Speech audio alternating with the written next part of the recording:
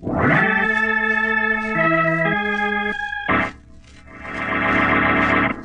New York City, the makers of Clippercraft clothes for men and more than 1,200 leading retail stores from coast to coast present Sir Arthur Conan Doyle's immortal character, the world's most famous detective, Sherlock Holmes, starring John Stanley.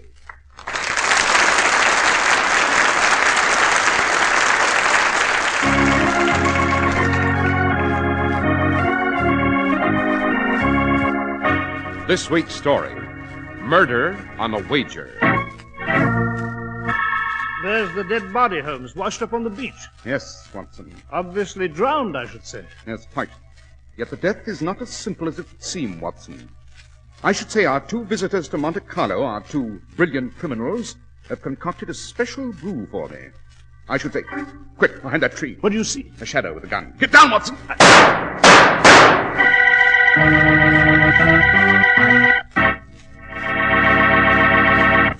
I'm sure you've overheard people say, "Who is that handsome man?" Well, now, of course, everybody can't be handsome, but every man can look his very best, and it does not cost you a lot of money. The secret is this. Get a perfectly styled Clippercraft suit and topcoat, and you're the best-dressed man in any group. A Clippercraft all-worsted suit in smart spring patterns at only $45 makes your shoulders look broader, your waist trimmer, gives you that tapered-down athletic appearance, makes you feel important. And then topped off with a beautiful all-wool covert cloth or gabardine Clippercraft topcoat at $42.50. Well, people will say, "Who is that handsome man?" Clippercraft clothes look like they should cost much more, and they would too, except that more than 1,200 independent merchants have pooled their tremendous buying power to make Clippercraft's low prices possible. Compare Clippercraft yourself with clothes costing many dollars more.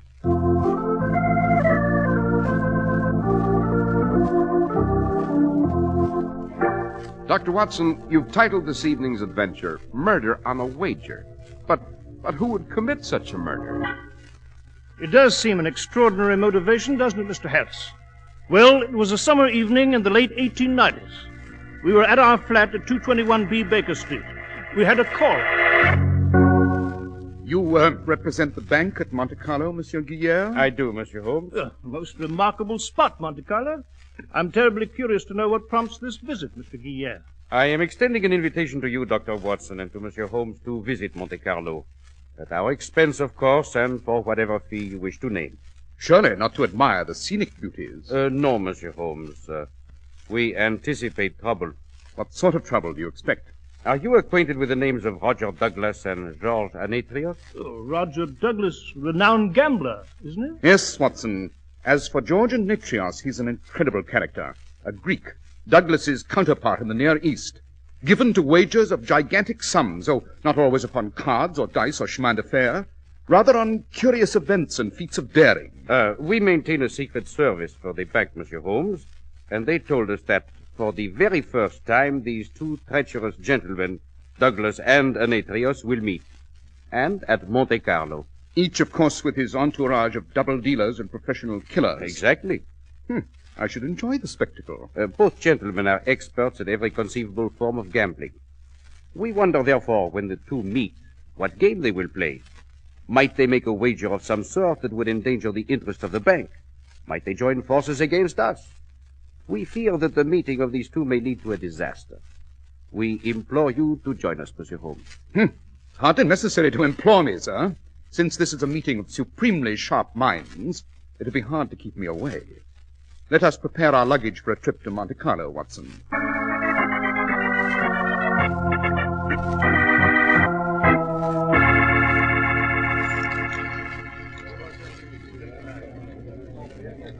Mr. Douglas? Yes, Mr. Anetrios? I am delighted to meet you. The moment I heard you were coming here to Monte Carlo, I was most anxious to see you. Thank you. You know Miss Deborah Stevens, I believe? I know George very well. We're old friends. We miss you, Deborah. Deborah lived in Athens and Constantinople for some time. She and I were very close. I first met her when she was dancing professionally. We'll all miss her soon. She's to be married. I thought you wouldn't mind my bringing Deborah to this meeting. We required a witness for whatever wager we shall make. or whatever game you choose to play. Oh, I am so pleased you did bring her, Mr. Douglas. Shall we close the door and begin? Most considerate of the management to provide this private room for our game. As you may see, Mr. Anatrios, the management has provided us with equipment to play whatever we choose. Your naivete is charming, Mr. Douglas. Why do you say that? It would be extremely dull for either of us to indulge in a contest of an ordinary sort. We would merely exhaust ourselves, only to end with a negligible gain of a few £1,000 by one or the other. Then what on earth did you expect to play, George? I do not know, Deborah.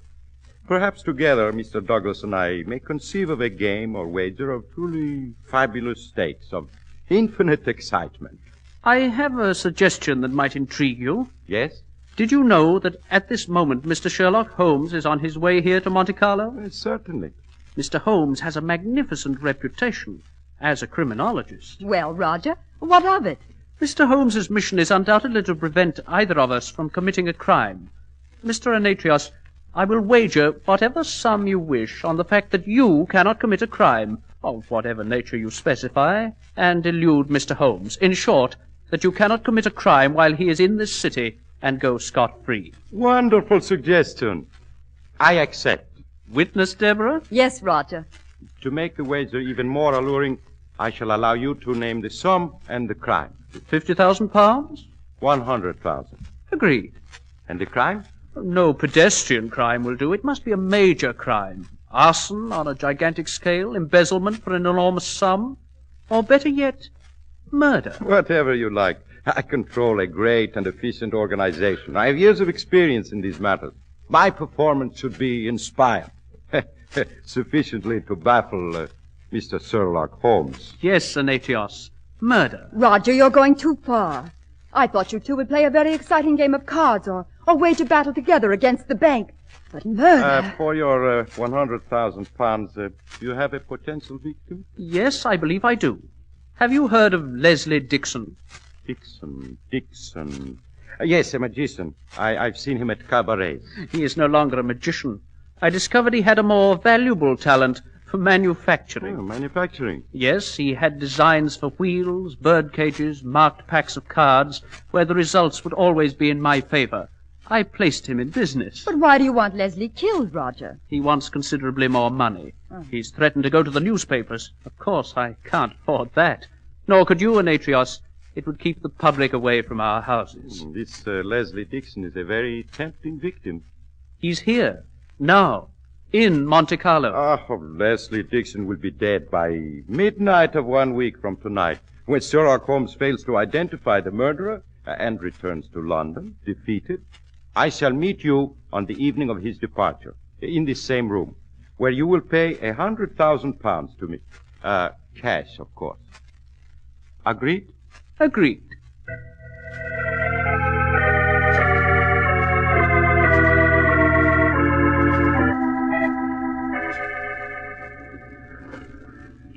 Ready for your evening swim, Mr. Dixon? Yes, Reynolds. Have my dressing gown and towels ready as usual. Yes, sir. They're back in the cottage, sir. I'll fetch them.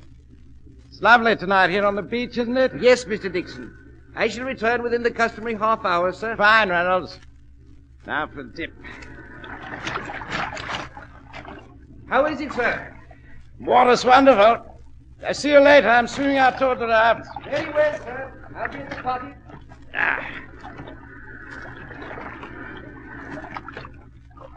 My legs.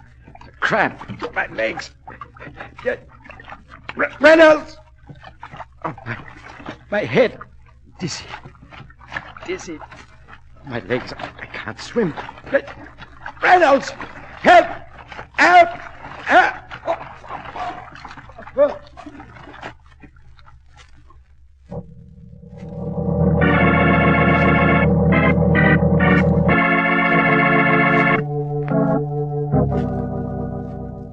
There is the body of Monsieur Dixon, Monsieur Holmes. Washed ashore here on the beach just as the police found it. Bewildering, eh, Holmes? They say Dixon was in perfect physical condition. Superb swimmer. The sea was very calm. No signs of violence.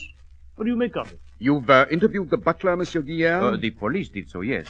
He failed to hear anything. If Dixon called for help as he drowned, The butler was out of earshot. He might simply have developed a sudden cramp. Eh, Holmes? Rather doubtful, Watson. A thoroughly experienced swimmer would not enter the water immediately after having eaten anything that might cause a cramp. Especially Monsieur Dixon. He was most careful about food.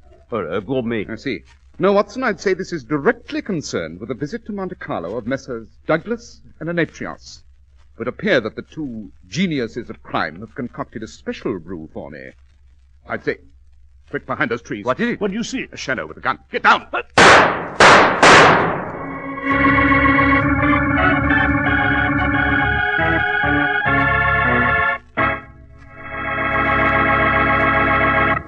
It's amazing what people can do working together. For instance, more than 1,200 independent merchants pool their tremendous buying power and thus make possible Clippercraft, America's greatest clothing values.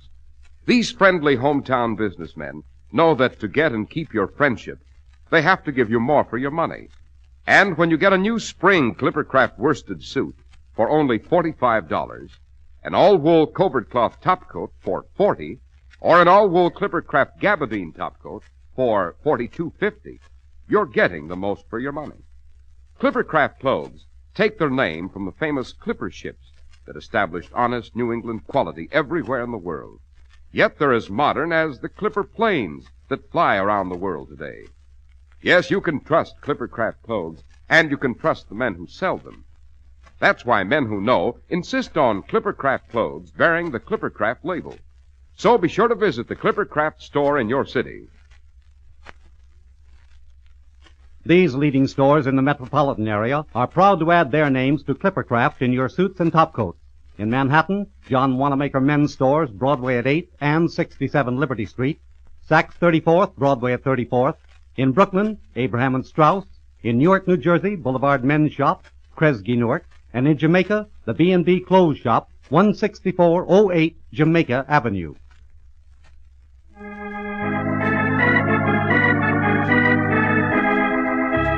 Dr. Watson, shall we return to the murder committed on a wager?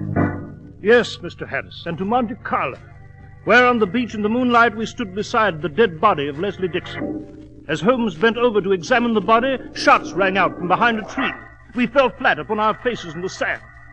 When the firing ceased, I ran toward the trees from where the bullets had come. And as I returned... See anyone, Watson? Oh, Holmes, they've escaped.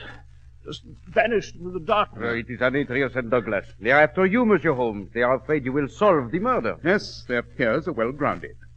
I suggest the body be removed. I shall be interested in the results of an autopsy. Autopsy? Yes. But it is obvious that Dixon died of drowning. Nevertheless, I urge an autopsy. I have good reason. I shall so instruct the police. They are most cooperative with requests made by the bank. Good. And as for me, I shall discuss this case with someone well qualified in these matters. Mr. Anetrios. But he has just attempted to kill you. Now you would walk into his hands. Physical defeat has never frightened me, sir. It's the danger of mental defeat that lures me to whatever Anetrios has planned. Coming, Watson?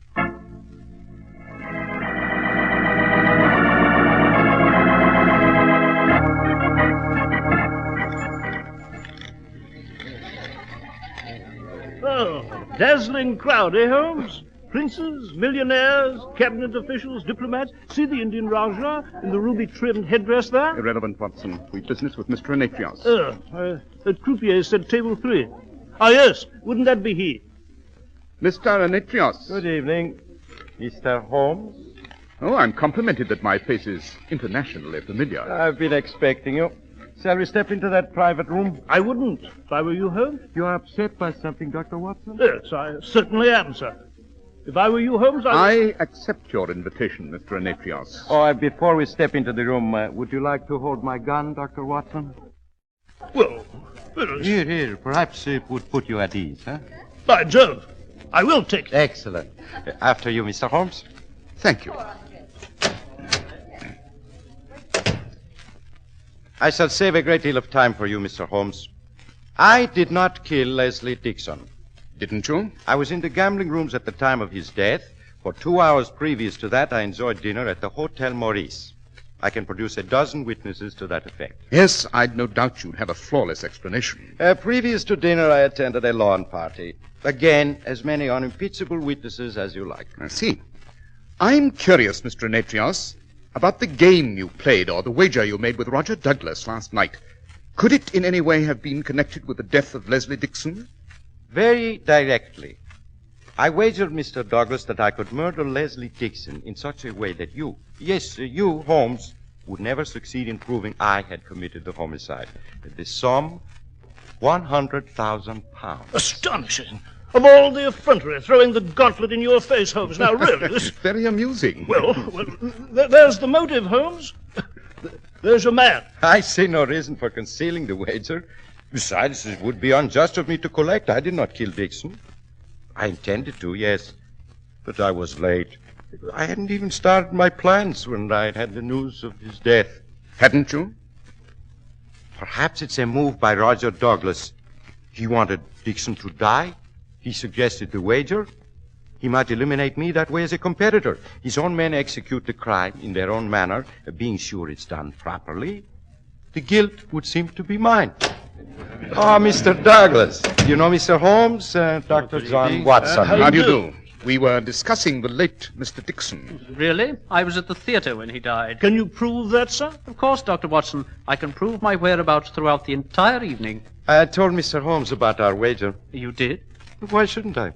Aren't you writing an invitation to the gallows for yourself? Not at all. Mr. Holmes must produce concrete evidence before I lose.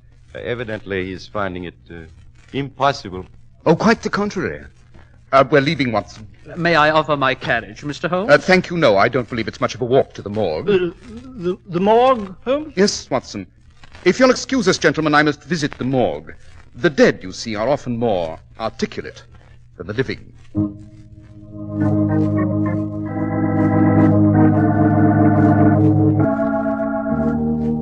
Well, there's the body on that slab, Holmes. The police surgeon said you could examine whatever you wished. Yes. I see they've already performed the autopsy. Dixon drowned, Holmes. What the dickens are you probing about for? His lungs there show clearly that he was drowned. Yes. And why did he drown? Aha, as I thought. What do you see? I see that I must pay a visit to the late Mr. Dixon's cottage. Well, Holmes, if you insist upon being secretive... You, Watson, return to the casino. Keep an eye on Anitrios and his associates. I shall meet you at the casino very shortly with a thorough explanation of the murder and the identity of the killer.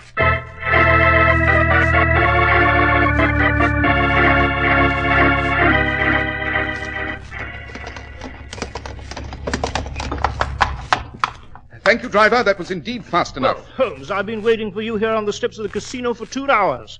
Did you go to Dixon's cottage, speak to the butler? What have you found? Where are Anitrios and Douglas and their crew? Well, they're having cigars and brandy on the terrace. This way, Holmes. It's the terrace on the cliff, overlooking the sea. Hurry, Watson. We must find them. I have the evidence. You have? Yes. Where is it? Here, in my hand. In your hand? What is it? This small bottle of salad oil.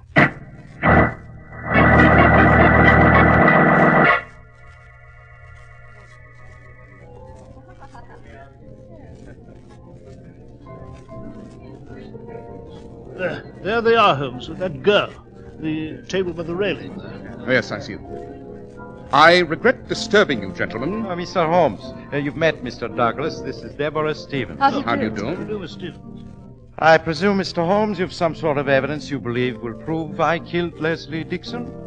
No, Mr. Anitrios. Your remarkable instincts are wrong, for once. Then I'm sure, Mr. Holmes, you are prepared to accuse me, believing I carried out the crime, having engineered it so that Anitrios would suffer for it. No, Mr. Douglas. But Holmes, one of them committed... Neither of them, my dear Watson. Then the butler? Nor the butler.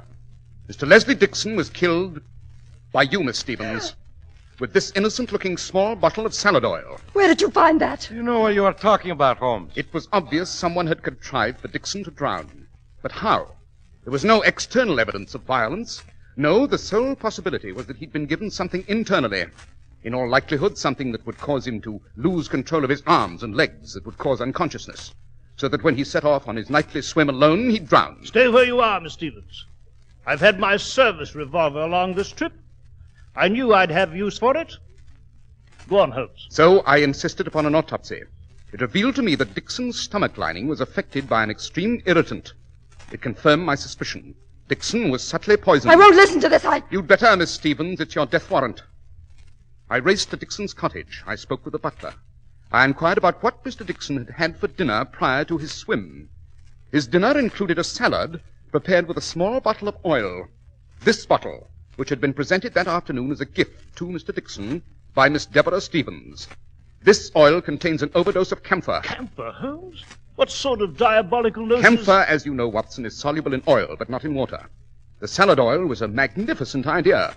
The minute amounts of camphor could easily be blended with other flavors and odors, so its presence might not be detected. Deborah, of all the Shut strange... up! Shut up, all of you! Camphor, Miss Stevens, is obtainable easily at a chemist's, isn't it? There's no suspicion of poison when you purchase camphor, is there? And just a bit too much of it will cause leg cramps and dizziness. Will it not, Miss Stevens? Stop it! And an autopsy might well be a routine drowning report without evidence of poisoning. Am I correct, Miss Stevens? Yes. Yes, you're quite right. At one time or another, she's been associated with all kinds of men. Lord knows what sort of mess she was in with Dixon. I was to be married next week. Dixon knew about where I've been and what I've been. He was very much in love with me, ever since we met when I was dancing in cabarets and he did his magic act. I loathed him. Every time I had a chance to marry, he would speak to my fiancée and break it up. He was going to do it again. So you couldn't wait, could you, Miss Stevens? You couldn't wait for Mr. Enatrios to eliminate Dixon. Besides, it was an ideal circumstance. If there were any suspicion of murder, it would point to Enatrios. Yes, but Holmes, the shots are on the beach. Fired by you, Miss Stevens, to create the impression that an organized gang was I responsible. won't go to prison. Dixon won't have another victory over me. I won't allow his death to send me to even more misery. No, I won't go. Here, let go of my revolver. I would get her away from you. And she's tripped. She's falling back over the rail.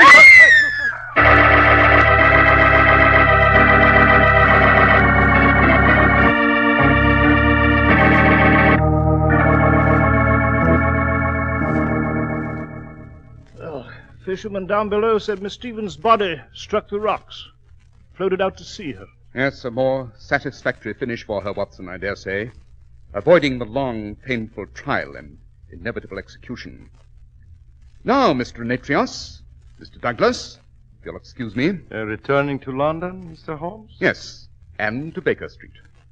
But before I go, gentlemen, I propose a toast. A toast, sir? Yes.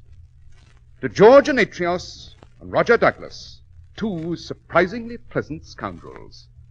To our next meeting. To your next fantastic wager.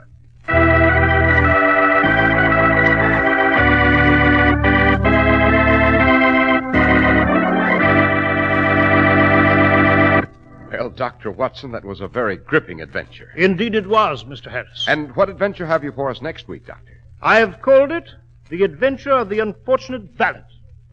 It concerns a medical diagnosis, a restless corpse, and a domestic quarrel.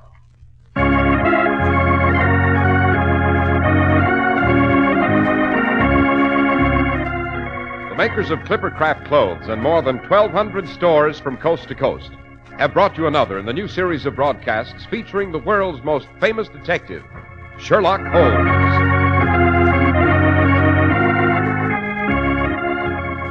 Our stories are based upon the character Sherlock Holmes created by Sir Arthur Conan Doyle, and the program is produced and directed by Basil Loughrane. Sherlock Holmes is played by John Stanley, Dr. Watson by George Spelvin. This week's story was written by Howard Merrill with special music by Albert Berman.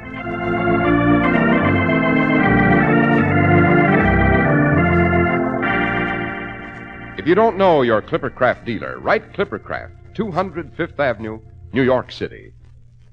A happy birthday to the Girl Scouts. March 12th is your 37th anniversary. You and Girl Scouting are important, and we salute all of you all over America.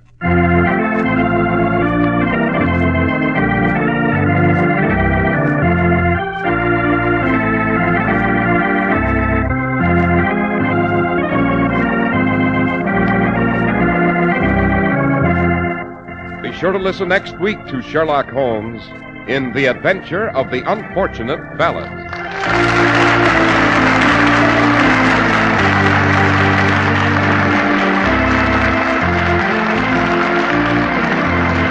This is Cy Harris speaking for Clippercraft Clothes. This is the Mutual Broadcasting System.